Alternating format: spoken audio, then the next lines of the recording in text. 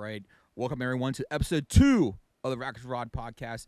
Today, you have host Dylan, me, and you have co-host.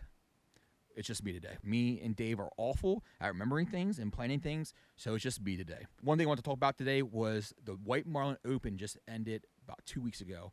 What an awesome tournament. The biggest bill fishing tournament in the world. Big money to be made there. The first place was a white marlin. I think it was 73 pounds, 72 pounds, like a $4-point-some million fish. Awesome to see that. They brought in a 900-pound blue marlin, which was the 5th biggest one they had ever caught at the tournament, which is massive. It was like just shy. It was almost a grand, 1,000-pound fish, which is, once-in-a-lifetime fish. They won, I think, like $2 or $3 million, and then a second-place white marlin cleaned it up with like another $75,000. Great tournament. Love watching it. Me and my lady watch it every day, watch the weigh-ins. They actually extended it 2 days this season, this tournament. It usually runs from Monday to Friday. They actually included it Saturday and Sunday because the weather was pretty bad, I think, Thursday and Wednesday. They were calling some pretty big swells. I think it was like maybe 6 to 10 footers out there, so a lot of smaller boats couldn't make it out, so they extended it 2 days. And, man, what a week that was. They caught like 200 and some white marlin that were released. Only I think 4 or 5 were kept because they had to be a certain length and a certain weight. So like only 4 of them, I think, made that requirement-ish. And this year they added a new co-host. I can't remember her name. She's a big bill fisherman, very knowledgeable. She brought a ton of knowledge to the tournament, and I think it was a great new thing to see. She explained a lot of different stuff about the fish. When they brought the blue marlin in, they were gutting it up. They brought the eye over to her, and she was showing the eye, explaining it to him, explaining why the eye of blue marlin is so small, because they're actually more topwater feeders, where the light, so there's a lot of light, so they don't need a really large eyeball compared to, let's say, a swordfish that has a huge eyeball compared to blue marlin. She also explained about the round scale spearfish, which is so closely resembles a white marlin that the White Marlin Open considers a white marlin. Because it's that close. They look that identical that they consider it a white marlin. There was one brought in that you couldn't tell the difference, so that's pretty cool that the White Marlin Open does that. Some of the billfish tournaments do not do that, but I'm glad to see the White Marlin did it. But that's an awesome tournament. Can't wait to see it next year. If you don't watch the White Marlin Open, you should definitely watch it because it's fun to see all the big fish come in there. If you go down to Ocean City, it's a huge thing. It's a massive event. It's pretty cool to see. I'm going to go down there next year. Michael Jordan's there every year. He hangs out there. He has a Catch 23 as his boat. They caught like a sublegal white marlin. I think it was. It might have been illegal. I can't remember. They did bring one white marlin in. I remember that. A big bluefin was brought in, like 180, 70 pound. Blue marlin was brought in. Bluefin tuna was brought in. That won the tuna contest. They brought a wahoo in as well, which is very common. Tons of mahi they brought in as well. Oh, and she also said, this is a pretty cool thing, me loving animals and fish like that, she told me that 90% of the blue marlin they bring in for the tournament are actually females. Males don't usually get above 300 pounds. Most of the large ones are actually females. That's just pretty cool. I never knew that, but that's how it usually does work in the animal kingdom. Usually the females are a lot bigger than the males. For some reason, it's not like that for humans. Humans are the exception to that. But it's pretty cool to see a 900-pound fish, and it ends up being a huge female when the males want to get to 300 pounds. Awesome tournament. Congrats to everyone who won it. Check it out. That's awesome to see. I see that I'm wearing the same shirt as I did the first episode. I cannot believe I'm actually wearing the same shirt. I just noticed that. I do change and take care of myself. Ooh, hunting season's around the corner. It is getting cool here in PA. We had 71-degree days. My trail camera's been going off like crazy. They're moving now. These hot days have been awful. It's been 90-some degrees. The fishing has been awful. The hunting, the deer aren't moving much. The animals aren't moving much. It's been too hot. This cool weather's been getting me itching. I'm ready to go hunting. Hunting season will be here before you know it. We got the waterfowl season coming up. And down in Maryland, the deer season's coming up. I cannot wait for it to come. This is tough. This is tough to think about, things to talk about by yourself. I don't have Dave here to bounce off of. Ooh, Florida has actually opened up a bear season again this year. Too much controversy. Florida actually do love their black bears. But biologists have finally decided to listen to their biology work and their surveys instead of listen to human feelings. Because just because you like the bears doesn't mean it's good not to hunt them. Hunting is a great way to manage population. It's a great way to manage diseases and starvation. So there should really be a season on most animals that aren't endangered. It does help them thrive more. If you don't hunt deer, if we didn't hunt deer here in PA, the amount of starvation, amount of diseases, the amount of crop damage you would see it would be through the roof. And I think down in Florida they had their first or second ever bear attack, which prompted, I'm pretty sure, why they started having bear season down there. Speaking of hunting, I remember a good idea now. Remember a good subject. Sunday hunting. Sunday hunting in PA was finally allowed back in June or July. And then I thought we would see that for the 26-27 season. They actually pushed it forward and allowed Sunday hunting for this upcoming season, for the 25-26 season, which is actually kind of mind-blowing. They pushed it that quick.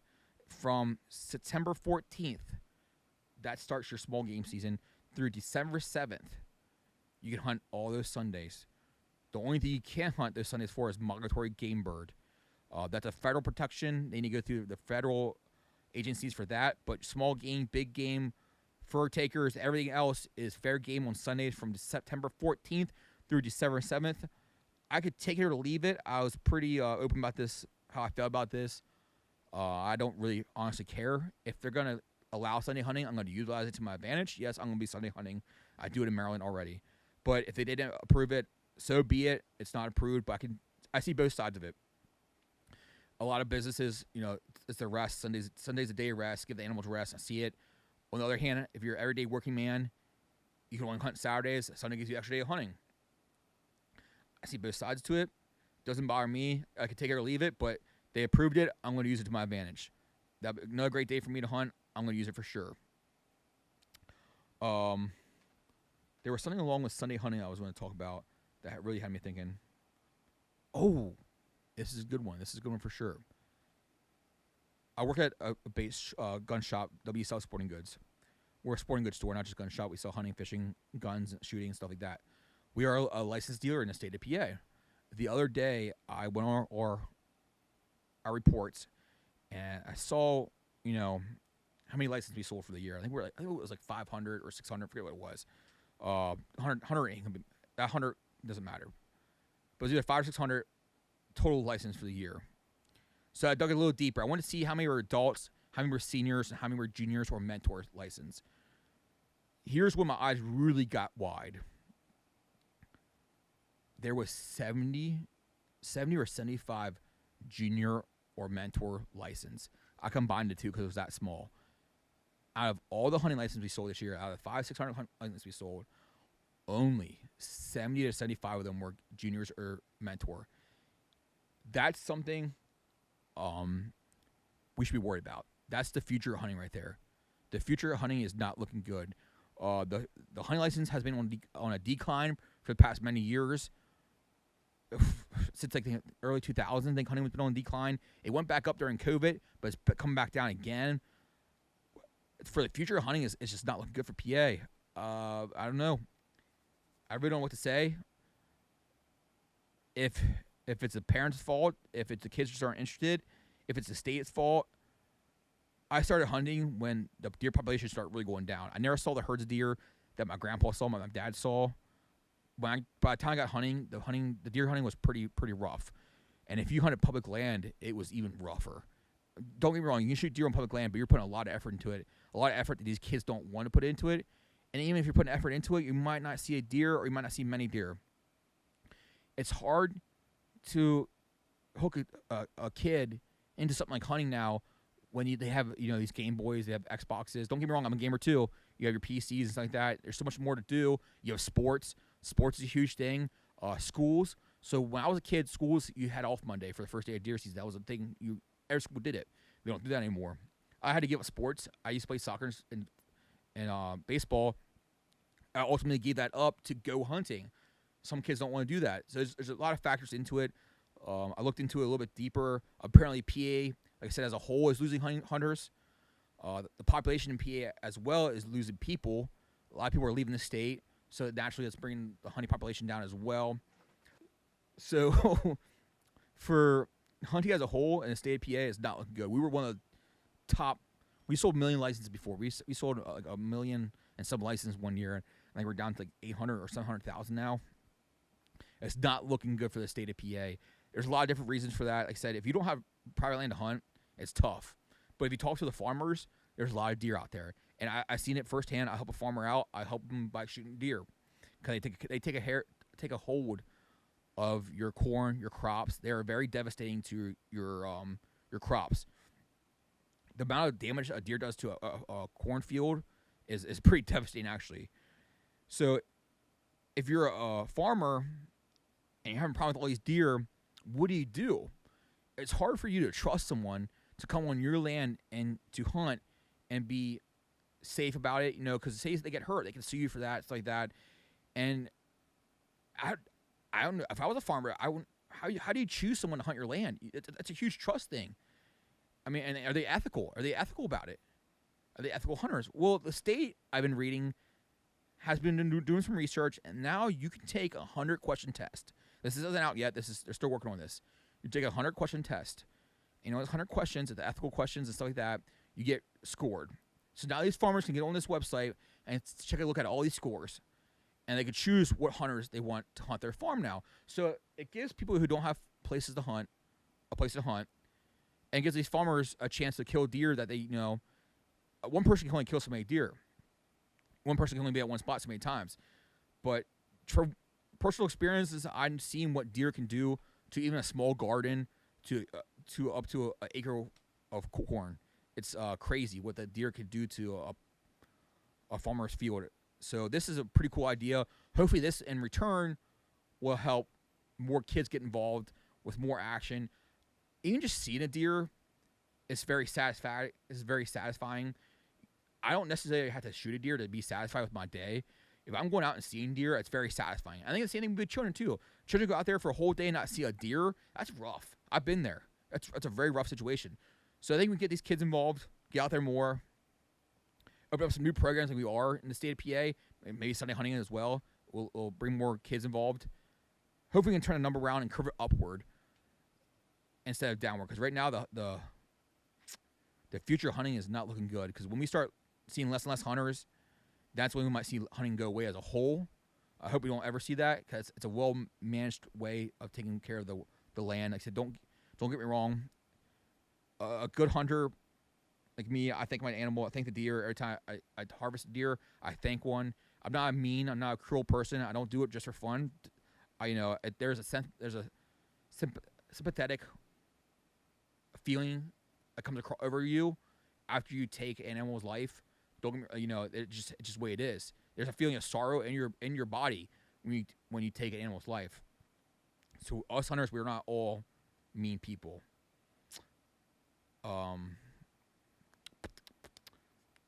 That's about today. Dave, you really messed me up on this one. Dave, you're in so much trouble. Fall fishing's coming up. Fall fishing should be good here. Coming up, fishing should be good.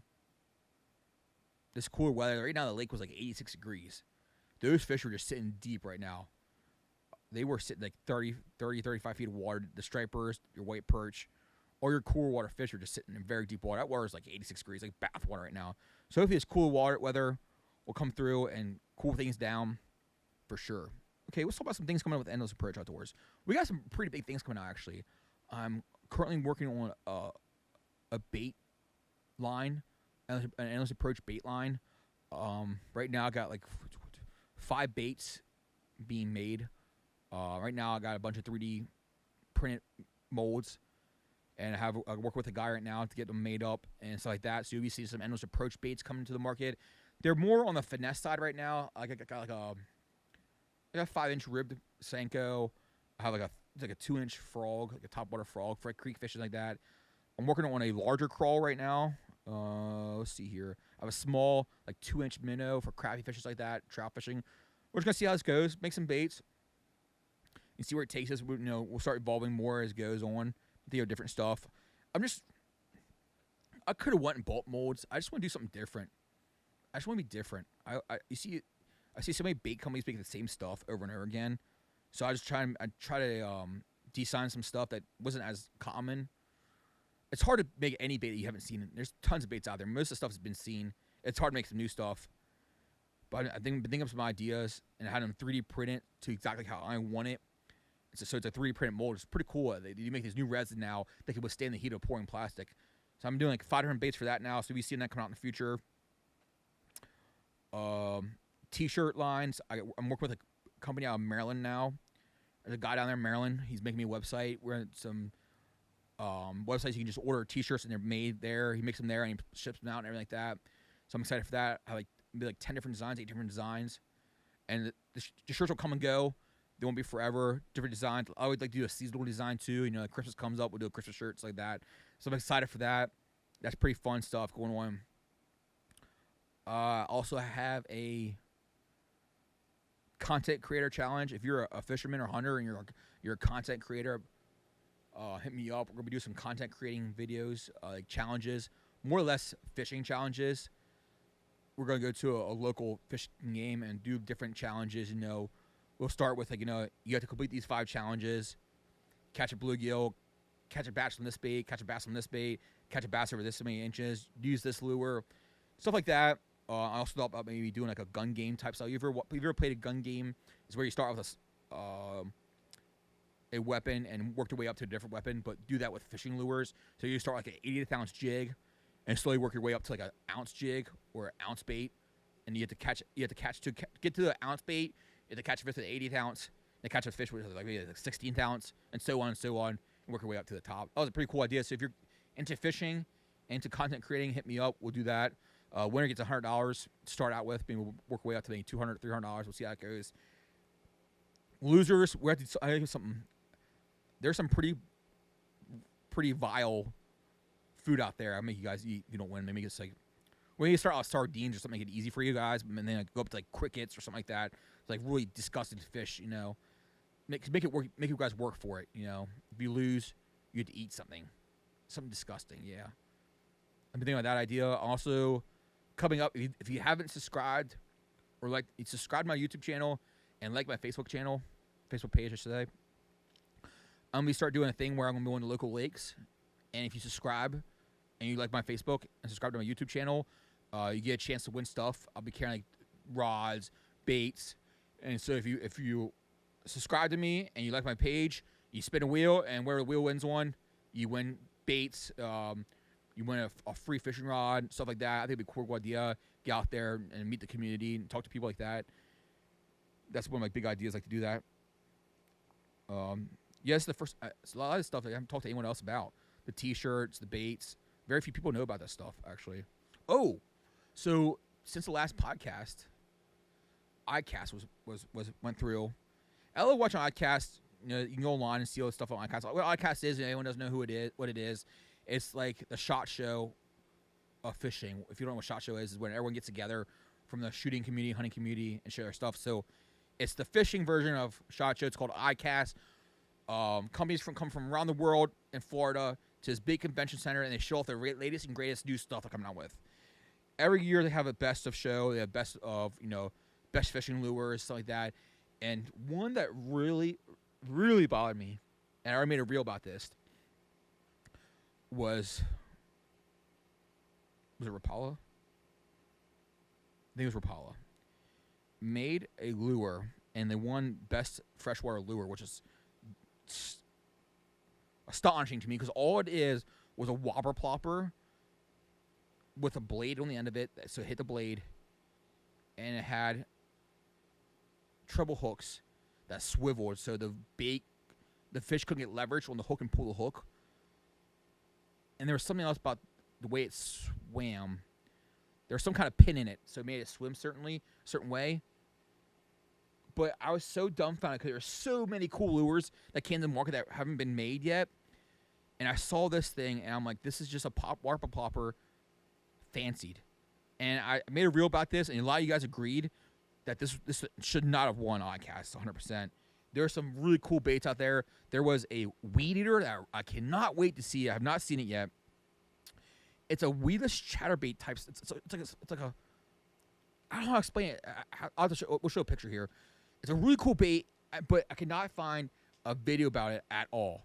There's no videos on it. There's nothing about it. The company I've never heard of the company before. I forget what it's called. The company was called. Man, I was not ready for this. The company was called Food Chain. And it's called the Weed Eater. And it looks super cool lure. Cannot find anything about it.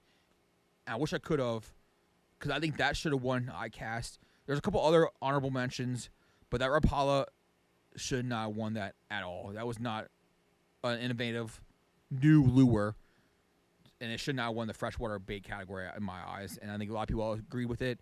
It's just a fancy whopper plopper. The grass, the weeder should have won that one. I love Z-Man. Z-Man comes out with some of the funniest stuff. They always come the best. They always come with the best names. If you look at their color chart, they have some hilarious names. And they came out with a new lure. It was a shrimp lure. It was called Prawn Stars. Freaking love that name. Come on.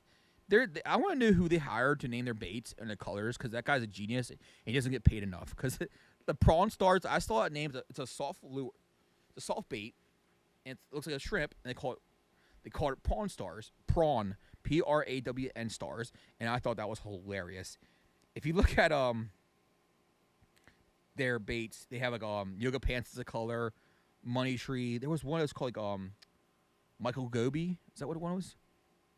Goby. There was one that was a really good one too. What was it? Goby Michael. Oh, can't remember what it was now. But they come up with some hilarious names for their baits. Prawn Stars. I saw that and start busting up laughing. Like, it's such a catchy name. Like, how do you not buy that bait then? Michael Goby? It's Goby something. What is it? But they always had the best name. Like, Yoga Pants was a hilarious one to me. They always have some of the greatest names. But yeah, I was so disappointed in ICAST for making them win that. That was just not the lure that should have won that. There were so many great, better, innovative lures that should have won that. There's tons of lures. If you go on ICAST website and go to the new section, and it shows you like all the new lures that came out this year. There's like different jigs come out. There's different soft plastics, different like you can go new rods, different kind of rods that come out for the year and stuff like that. It's pretty cool to see all the stuff that come out and what's going to come out in the future. There's just so much crazy stuff that I wish I would have thought of and just never did. But yeah, definitely check out ICAST. ICAST is a fun thing to look at. I haven't been doing much fishing either. It's been so hot. So the water's like 86 degrees. It's been like 90-some degrees out. The GoPro's heat up. Okay, yeah, let's talk about this. GoPro. Why are we on a Hero 12 and your battery life is awful and the camera overheats? Like, I'm just gonna mention that. I'm not going on a tangent about that, but that's really annoying. We're on GoPro 12 and they're like, we should have better technology than that. Just tangent right there. I was irritated about that. We were talking about that earlier. Hunting season's around the corner. And I said, we work at a gun shop. I work at a gun shop. And I'm going to mention here probably the best bang for your buck. If you're looking for a new rifle and you don't want to spend a lot of money, but you want to still get an amazing rifle for the price, look up the Ruger American Gen 2s. They come in 3 different models. They come in the Ranch model, they come in the Predator model, and they come in the plain Gen 2 model. For the bang for your buck, you're not going to find a better rifle. Those things, we sold so many of those at the shop this year. I don't think there's a better rifle in the market right now for that price range. $589.99 is what we sell them for. And fluted barrel, muzzle brake on it. You can take that off and put your suppressor on there if you wanted to. Has a base already on it, so you just got to put a scope on it if you want to put a scope on it. They come in all different calibers, but, man, that series as a whole, we sold so many of them. I have one, personally, and a 223 Predator version. For predator hunting, the Predator version is probably the most sought after one. It's a beautiful looking gun. The bronze Cerakoting 22-inch barrel. The regular plain one is a 20-inch barrel, and the Ranch is actually a shorter barrel, and that's an 18-inch barrel, which you see that more for your 350 Legends and 400 Legends, or more your straight old cartridges come in that configuration. But yeah, if you want the biggest bang for your buck, Ruger Gen 2 Americans, just you will not find a better gun for that price. Out of the box, they're great shooters. They just I don't know how they did it for that price. Those are very accurate trigger on them. Like I said, the fluted barrel, cut some weight off of it. The brake on it already. 3-position safety, which I love that. Cannot stand a bolt action with two safeties on it. It has a 3-position safety on it, which is nice. But It has a spacers on it too as well for a large length of pool or short length of pool. But that gun, easily for best bang for your buck. Check out the Ruger American Gen 2s. I got one, and they're killer. They're awesome. Speaking of rifles, let's go on the 6.5 Creedmoor talk. Why not? So, 6.5 Creedmoor is kind of a newer caliber. That caliber gets a lot of hate. Now, I personally see what the caliber does. I shot one, and I don't understand the hate. It's a pretty nice shooting rifle, very straight shooting rifle, not much drop, to it. It's very flat shooting, great trajectory on it. At the local gun club, they do golf ball shoots at 100 yards and do varmint shoots at 200 yards. Most people who do use that go there is using the 6.5 Creedmoor. It's just I don't understand the hate behind that gun. It's a very flat shooting gun. I use a 243 personally, so the 6.5 Creedmoor is the bigger brother of that. Bigger bullet, faster. But it's a great shooting caliber, and for a kid, it doesn't kick much. It's very flat shooting, 200-300 yards. There's no problem for that.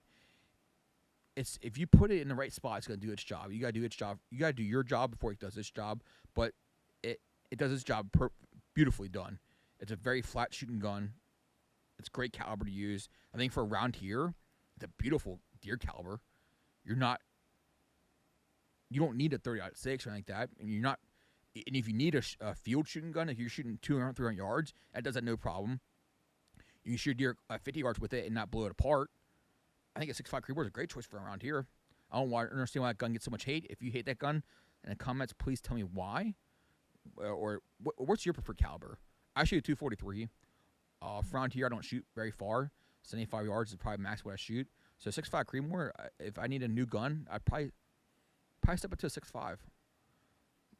I'd probably stick up to 6.5 next. Or a 308. 308 ain't bad either, but I'd probably go to a 6.5 because I don't really need a big caliber around here. If I was going out west, I can see it, but even still out west, it's just, you put your shot where it needs to go, it's fine. But I think I like it. I like the caliber. I personally do. I like the caliber. It's one of the better, newer calibers.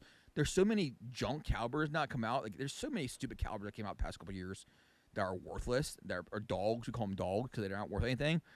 And to get ammo for them is through the roof. It's cost expensive, and it's hard to get. But 6.5 Creedmoor is just one of those calibers that really took off and is really sticking around. And the ammo is readily available for it. The ammo is not very expensive for it. It's very affordable ammo. I think it's a great gun. That's my opinion. Take it or leave it. It's a great caliber. But yeah, let me know what your favorite caliber is or what gun you use. My first gun I still use today. It's a 243. It's a Remington 7600. My pop got me that. And I still use it to this day. I don't have another need for one. It works. It does its job. So let me know what your first gun was and what caliber you prefer. If you're in the area where I'm at, York County, South Central PA, you will know that all York County now is a CWD area, a disease management area. There's not much of PA left that isn't a disease management area. So the other day, I was at the club, we had a meeting, and a game warden was there and talking to us. And he brought up about disease management areas because there's actual different laws that apply inside the disease management areas, which some are stupid and some are, I understand why. So in the state of PA, you cannot bait deer. You can only bait deer outside of season, and then the bait has to be gone a month before you hunt it. So it has to be a full month of no bait being there until you can start hunting it. Okay? No big deal. Well, now, if you live in a disease management area, you're not allowed to bait deer, you're not allowed to feed them, you're not allowed to do any of that. Because in their eyes, you're conjugating the deer into an area which they're hurting animals. They're always together.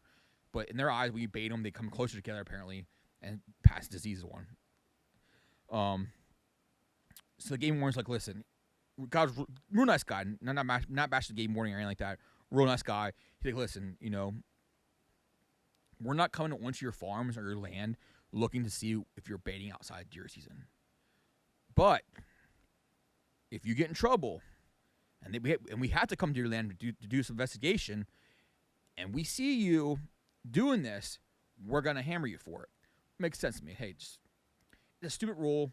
they want us to kill these deer to help with the management, the CWD and stuff like that. But they're taking away these vital utilities to harvest these deer. Now, I don't bait deer. I actually use a mineral. I guess it's considered baiting still. I actually give my deer, my herd deer, minerals. I use Rackoids. Shout out to Rackoids. So what this mineral is a special blend of minerals that actually the deer absorb in their body, and it produces healthier deer, a healthier herd. It's minerals they need, but they're not necessarily always get in the wild. Now, this also produces bigger buck, your bigger racks like that. That's one of the plus sides of it. But it also produces bigger doe. So it helps your herd as a whole. It's not just for the bucks. Your doe need it too as well. There's special minerals in there that have healthier fawns, healthier deer as well. Because a healthy herd is a good herd, and you get better all-around healthier deer, which is what you want. So I'm trying to better my herd, make sure they have the minerals they like, and make sure they have the minerals they need to digest and absorb these minerals. But now, since I live in a disease management area, or I hunt in a disease management area, I can no longer do this, because in their eyes, it's bringing them closer together. Even though they're always together, they're a herding animal. They herd. They're together. We call them deer herds. Like, you see one deer, you usually see 10 other ones. That's what they are. They interact with each other. That's the way they are. So, like, I see both sides of it, but I don't think they should punish us for that. And then plus, if we're utilizing baiting, in the off season, you can keep your deer in your area. You can harvest more deer by chance. If you're baiting in the off season, the deer get used to that bait. They come back every year, so you could actually harvest more deer that way. So it would actually cut back on diseases breaking out. Also, maybe with these minerals I give these deer, it makes them healthier deer. Does that make them more immune to these diseases, or help them survive these diseases? Well, CWD as a whole, it's pretty much insurvivable. It's a pretty vicious disease. But like blue tongue and stuff like that, if a healthy mineral enriched deer, I guess you call that mineral enriched. We'll call it that. More likely to survive blue tongue than a deer who's not getting more minerals and just get minerals they get from the soil or on their own. That's something to look into. I'm not sure. I never really looked into it. But I feel like if a deer is getting fed more minerals and is making it healthier, it more likely survive certain diseases. These minerals, they're better immune system, better bone structure. It's just better all around deer. Rackoids provides that, and that's why I use that. It helps my deer herd out, and on the plus side, it produces some bigger bucks. Everyone says genetics. Well, there's a way to override genetics. You start giving those deer more minerals, it will override those genetics, and you will get bigger deer. Rackoids has proven that over and over again, that genetics is always true. You can actually override the genetics and get bigger deer with minerals. So that was that. And he also talked about some pretty cool other things I didn't think about, using cellular cameras. So technically, you're not allowed to use any kind of electronic device for deer hunting. That's illegal. You can't use it. Technically, if they wanted to, if they have the money and the lawyer to do it, they could do this. Say you're sitting at your tree stand, or you're at home sitting, and you get this big buck on your trail camera. Your cellular trail camera got sent to your phone. You got this big buck on your camera now. If you were to pursue that deer, you're illegally hunting now, because you used electronic devices to better your chances of shooting a deer, or to use it to deer hunting. It makes sense. Hey, it's true. You did use an electronic device. Now, I wonder how many people actually do that. And they're not going looking for it either. How do you prove that? It's pretty difficult, but I'm sure if they're scoping you out and they see you do that, you're going to get in trouble for it. Same with cell phones. Say you and your buddy are hunting maybe 200 yards apart, and you see out in the distance this deer walking towards him. Hey, yo, this deer's coming your way. Or, hey, yo, go this way, and you cut this deer off. Technically, you're using electronic devices to better your odds of hunting. You could get a fine for that. Like a guy said, the game warden's cool about it, and he said there's nothing we're going to do about it, and we're not looking for that. But apparently at one point in time, there was a push to ban cellular cameras in certain states for this reason, because now, like cameras now, you can actually see live. Like the new Tacticam come out, the new Tacticam 3.0, you can actually see live video footage. I go to my phone, I click live, I can actually see what's in front of my camera right there and then. You could technically use that to your advantage. He gave one example was he had a motion sensor out by his bait pile. So not only was he baiting deer during PA season, which is illegal, he had a motion sensor. So he knew every time his motion sensor went off, he opened his back window and shoot a deer. I'm like, whoa. Okay, first of all, if he put that effort into actually going out hunting, he'd probably shoot more deer. But secondly, that guy's kind of a genius. Like, that's kind of like next level thinking. I would never have thought about that. Put a motion sensor out there. No, like, that guy's a scumbag, don't get me wrong. But like, he actually put some thought into that. It's pretty impressive. It was a pretty cool experience with the Game Commission. He said, I'm talking about the disease management area. It's no good. People said CWD isn't real. I've seen 2 videos of CWD in the Glenville area. It's 100% real. I seen a video the other day of a deer. Guy came in the shop. This deer was just running in circles, like this. It looked like a deer was chasing its tail. I've never seen such a sick deer in my life. This deer was just chasing his tail. Awful looking skin and bones, just awful looking deer. He was not in his mind. Like, you tell that was 100% CWD. There's no other disease that affects your nervous system and your brain like that, like CWD does. That deer was just running in circles. It was in the middle of the day too, like 12 o'clock in the evening, in the middle of this field, just running in circles. Awful thing to see. Awful thing to see. Another video I saw. This guy was in the woods. Buck was standing there. And this buck just had a daze. Like, this buck was lost. He knew where he was. He just standing there. This guy probably got 10 yards away from it. And this deer was in a daze. Just looked right through him. Didn't notice the guy. Suddenly out of nowhere, this deer just kicked in and took off running. And in that moment, you could see the whole body of the deer. He was skin and bones. You could see his hips and everything like that. And as the deer ran away, he actually fell and tripped and started rolling on the ground. Like, it looked like he got shot. And he got back off and started running into the trees and stuff like that. It was awful looking. It's an awful disease. It was awful. And I spooked many deer. You know, I know what a deer looks like when he runs away. I've never seen a deer get spooked so bad that it crashed to the ground and was rolling on the ground. You know, I've seen deer get shot like that. You know, we shoot a deer. Sometimes it takes off running and it falls on the ground. This deer was just CWD. It was just awful to watch. They don't have their whole nervous system and sensories like that just goes kaput. It was a sad thing to see, and it's 100% real. And from what I read and seen so far, there's really no way Mother Nature can take care of this. Which is kind of weird, because how does Mother Nature make something that can't take care of itself? Usually Mother Nature kind of balances itself out, but this disease, whether it's man-made or whatever happened, where it came from, is taking over these deer populations in our area now. You look at PA. Most of PA is a disease management area, or CWD. And it's just affecting these deer. And the only real way of getting rid of it is you got to burn it. Like, high temperature. Mother Nature doesn't really get rid of it. And it's so easily passed on. Saliva, mucus, any kind of discharge. If a deer dies and decomposes into the soil, that soil is not contaminated. So if a deer was to eat that soil, eat the grass or anything that soil is, it becomes contaminated now. It's just an awful disease, and I wish it was. I wish people were right. I wish it wasn't real, but I've seen the evidence that it's real. You know, 45 minutes down the road, it's real. They shot 30 deer down there the other night. The state did come in there, take some of the herd out. And it's all because there's a lot of private land down there. There's a lot of private land. There's a lot of farms. It's a big rural area. So there's a lot of deer population down there. Deer population is through the roof down there because there's a lot of excuse me, Jesus. There's a lot of private land. But it's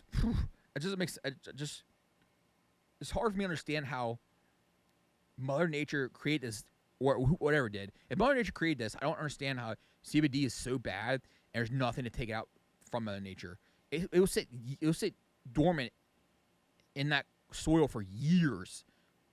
And like I said, the best way to get rid of it is actually like human intervention comes along and takes that deer that was contaminated and burn its body at very high degrees. Is the only way to really kill this disease from what I've been seeing. Now, I'm not sure if there's other ways. I'm not sure if anyone really knows, because it's kind of a newer disease. Out west, they had it for a while, and it kind of hit PA now from a farm-raised deer. it's just crazy how something like that came along, and there's really nothing that Mother Nature can do to get rid of it without human intervention taking place. But yeah, that's my disease management story. That was a pretty good story. I was a fun experience with the Game Commission and come and talk to us about that and making us aware that, hey, you could get in trouble because you're down in a disease management area. You can no longer feed deer. Well, I'm not really feeding them. I'm kind of enriching their diet with more minerals. So, but I see. It doesn't make sense to me because, like I said, deer are herding. They're herding animals. They're always together anyway. So, just don't get caught doing it. Don't do anything stupid, and you'll be fine. I'm not saying you should bait your deer. I'm not saying you should now because it's illegal, and I do not promote illegal things. That's bad. You don't do that stuff. Just follow the laws. This was an extremely rough podcast, guys. Please, for the love of God, give me a like or a comment. This was a struggle bus. I appreciate if you stuck out to this long. God bless you, because I think we're gonna call it here because it's probably been like 30, 45 minutes now, and it's been a struggle. And you guys have been listening to me all night long, or all evening, or all night, or morning, where you want to call it. But thank you for listening. Next time, I promise we will have a guest and make this 10 times better. Like a lot better, because this has been a struggle and a half. But thank you. If you made it this long, thank you so much. Please leave a like and comment. God bless you for making it this long. But guys, happy hunting, happy fishing. Stay safe out there, everyone. And I'll see you next time.